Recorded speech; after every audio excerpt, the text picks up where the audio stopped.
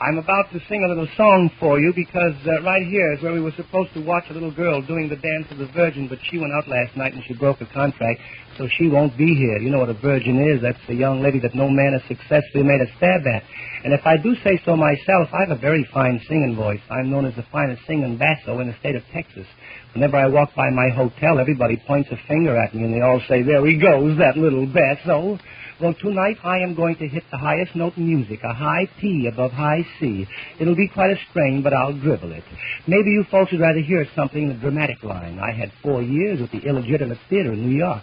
I was known as a grand trooper. Now, the first scene takes place over here at the Adolphus Hotel, a very fine riding academy. How about it, jockeys?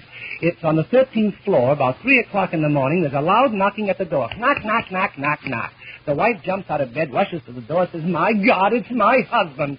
Come on, get up, get up, get out of bed. The poor chump jumped out of bed and he rushed under her nightgown. She says, not there, you damn fool. That's the first place my husband will look. He says, what will I do? She says, jump out the window. He said, but this is the 13th floor. She said, this is a hell of a time for you to be superstitious.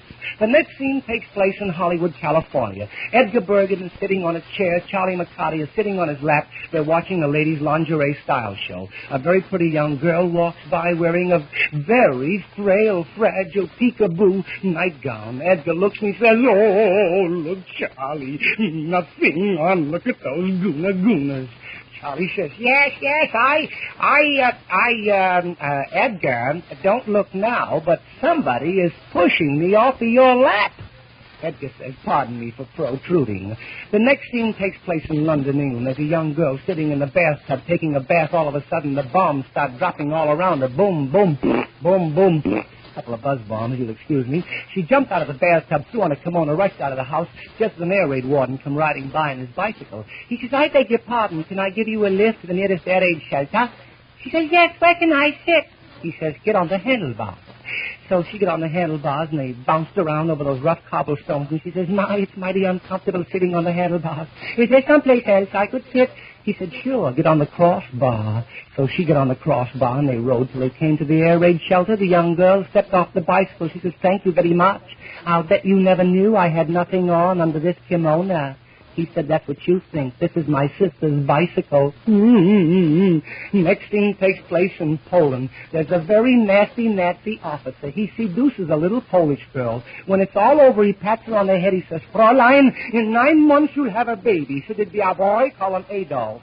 She said, yeah, well, in 9 days you'll have a rash. Call it the German measles. Imitation of a Jewish gentleman talking over a telephone. He says, operator, I'm not talking to anybody. She said, I'm sorry, but you've been cut off. He says, I know it, but should that affect my hearing? The next scene takes place in traffic court. A man is arrested, charged with attacking a dead woman. Judge looked at him with disgust. 20 years I've been on the bench. Never had a try such a disgusting case. Give me one reason for attacking a dead woman. The moron said, I can give you 3 reasons. The judge says, 3, what are they? The moron said, well, the first reason, it's none of your damn business. The second reason, she was my wife. The third reason, how did I know she was dead? She always acted that way. Imitation of a little rabbit talking to a big bad wolf. The rabbit said, Mr. Wolf, are you going to eat me whole? The wolf says, nah, I'll spit that part out. Pwee. Over in the South Pacific, there's a sinking ship and there's 2 objects afloat. A fat lady sitting on the log, a few feet from her, a parrot. The parrot looks at the fat lady. He says, how is your behind? Fat lady said, shut up. The parrot said, so's mine. Must be the salt water.